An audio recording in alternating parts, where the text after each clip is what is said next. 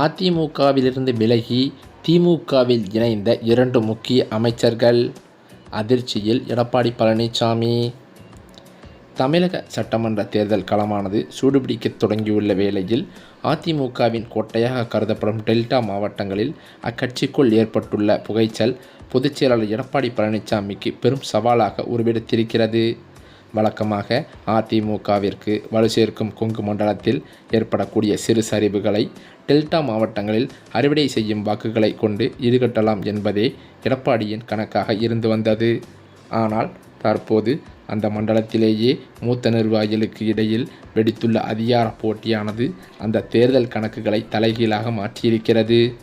முன்னாள் அமைச்சர் வைத்தியலிங்கம் போன்ற செல்வாக்குமிக்க தலைவர்கள் பிரிந்து சென்றது ஒரு பலவீனமாக பார்க்கப்படும் வேளையில் தற்போதோ கட்சியில் உள்ள முக்கிய தலைவர்களுக்கிடையேயான ஈகோவானது யுத்தம் களப்பணியை பாதித்திருக்கிறது. குறிப்பாக பார்த்தால் டெல்டா அரசியலின் முக்கிய முகமான முன்னாள் அமைச்சர் ஆர். காமராஜ் தனது ஆதரவாளர்களுக்கு உரிய அங்கீகாரம் வழங்கப்படாததால் கடும் அதிருப்தியில் இருப்பதாகவே தெரிய வந்துள்ளது. இவருக்கு இணையாக OS மணியன் போன்ற மற்ற மூத்த தலைவர்களுடனான ஒருங்கிணைப்பு குறைபாடு தேர்தல் வியூகங்களை செயல்படுத்துவதில் தேக்க நிலையை ஏற்படுத்தியிருக்கிறதாம். அதே சமயம் மறுபுறம் பார்த்தால் திமுக தரப்பில் அமைச்சர் KN நேருவின் அதிரடி நகர்வுகள் அதிமுகவிற்கு கூடுதல் நெருக்கடியை உருவாக்கி வருகின்றன. கோட்டைக்குள் ஓட்டை விழாமல் தடுக்க வேண்டிய கட்டாயத்தில் உள்ள அதிமுக தலைமைக்கோ தொகுதி பங்கீடு மற்றும் வேட்பாளர் தேர்வு தொடர்பான உட்கட்சி பூசல்கள் பெரும் முட்டுக்கட்டையாகவே இருக்கிறது. கீழ்மட்ட தொண்டர்கள் உற்சாகத்துடன் பணியாற்ற தயாராக இருந்தாலும் மாவட்ட தலைவர்களிடையே நிலவும் ஒருமித்த கருத்தின்மை தேர்தல் முடிவுகளில் பிரதிபலிக்கக்கூடும் என அரசியல் நோக்கர்கள் எச்சரித்தும் வருகின்றனர். காலமாக நிலவி வரும் இந்த பஞ்சாயத்துகளை எடப்பாடி பழனிசாமி இப்போதே தீர்க்க தவறினால் அது டெல்டா மாவட்டங்களில் அதிமுகவின் வெற்றி வாய்ப்பை வெகுவாக சிதைத்துவிடும் என்றே பலரும் நினைத்து வருகின்றனர். அந்த வகையில் பார்த்தால் வீட்டு சண்டையை வீதிக்கு வராமல் தடுத்தால் மட்டுமே வெற்றி என்ற யதார்த்தத்தை அதிமுக தலைமை உணர்ந்து செயல்பட வேண்டிய கட்டாயத்தில் தற்போது இருந்து வருகிறது.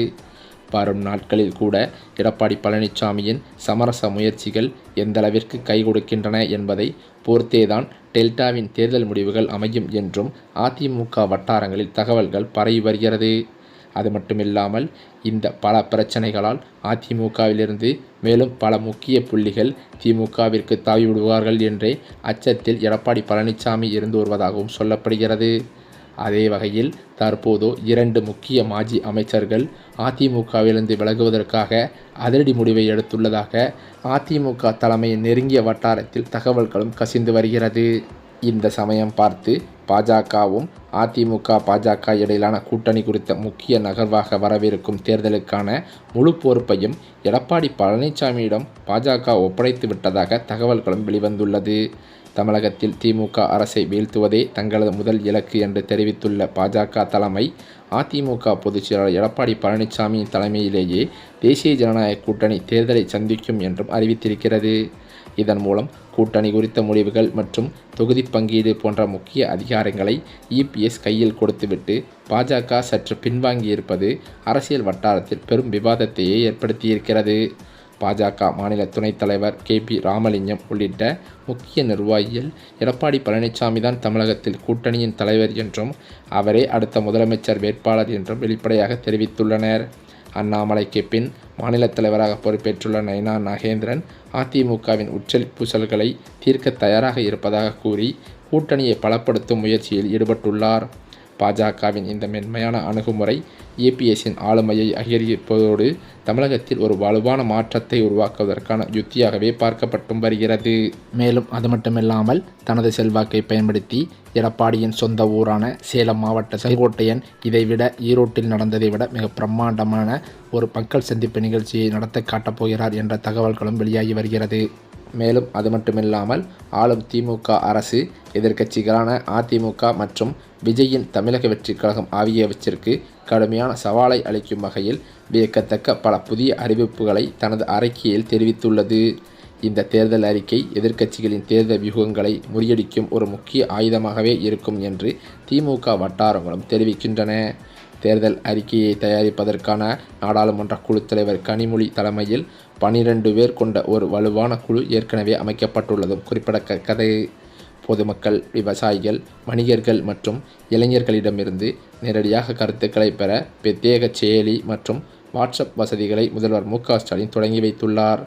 இதன் மூலம் அடிமட்ட மக்களின் தேவைகளை அறிந்து அதற்கு ஏற்றவாறு மகளிர் உரிமை தொகை உயர்வு, அரசு ஊழியர்களுக்கான சலுகைகள் மற்றும் பல இலவச திட்டங்களை இந்த பண்டோரா பாக்ஸ் தேர்தல் அறிக்கையில் இடம்பெறச் செய்ய திமுக முனைப்பு காட்டி வருகிறது. மேலும் தேர்தலுக்கு முன்பாகவே மக்களின் குறைகளை தீர்க்கும் வகையில் அரசு ஊழியர்களை கொண்டு விரிவான ஆய்வுகளை நடத்தவும் அரசு திட்டமிட்டிருக்கிறது.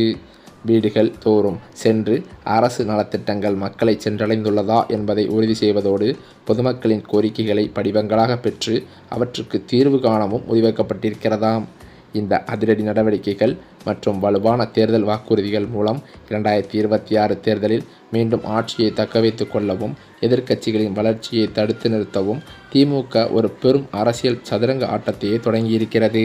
இந்த சூழ்நிலையில்தான் அதிமுகவில் இருக்கும் மூத்த முக்கிய புள்ளிகளே சமீப காலமாக அதிமுகவிலிருந்து விலகி திமுகவில் இணைந்து வருவது வாடிக்கையாகவே பார்க்கப்பட்டு வருகிறது. அந்த வகையில்தான் தற்போது அதிமுகவில் கொங்கு மண்டலத்திலிருந்து எடப்பாடி பழனிசாமியின் வலதுகை இடதுகையாக இருந்து வந்த சில முக்கிய மூத்த அமைச்சர்கள் 2 பேர் கடும் அதிருப்தியில் இருந்து வந்ததாகவே சொல்லப்பட்டது.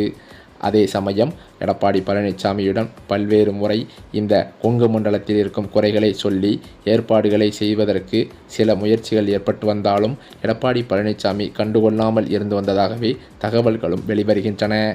இதனை அடிப்படையாக கொண்டு தற்போது கடும் அதிருப்தியில் இருந்து வந்த கொங்கு மண்டல 2 முக்கிய அமைச்சர்கள் அதிமுகவிலிருந்து விலகவே முடிவெடுத்துவிட்டதாக அவரது நெருங்கிய வட்டாரங்களிலிருந்து தகவல்களும் வெளிவந்து கொண்டிருக்கிறது. ஏனென்றால் அதிமுகவின் கோட்டையாகவே கருதப்படும் டெல்டா மாவட்டங்களில் அக்கட்சிக்குள் ஏற்பட்டுள்ள இந்த உட்கட்சி பூசலானது பொதுச் செயலாளர் எடப்பாடி பழனிசாமிக்கு பெரும் சவாலாகவே உருவெடுத்திருக்கிறது என்றே சொல்லலாம். வழக்கமாகவே அதிமுகவிற்கு வலு சேர்க்கும் கொங்கு மண்டலத்தில் ஏற்படக்கூடிய சிறு சரிவுகளை டெல்டா மாவட்டங்களில் அறுவடை செய்யும் வாக்குகளை வைத்து ஈடுகட்டி விடலாம் என்று எடப்பாடி பழனிசாமிக்கு ஒரு எண்ணம் இருந்து வந்தது.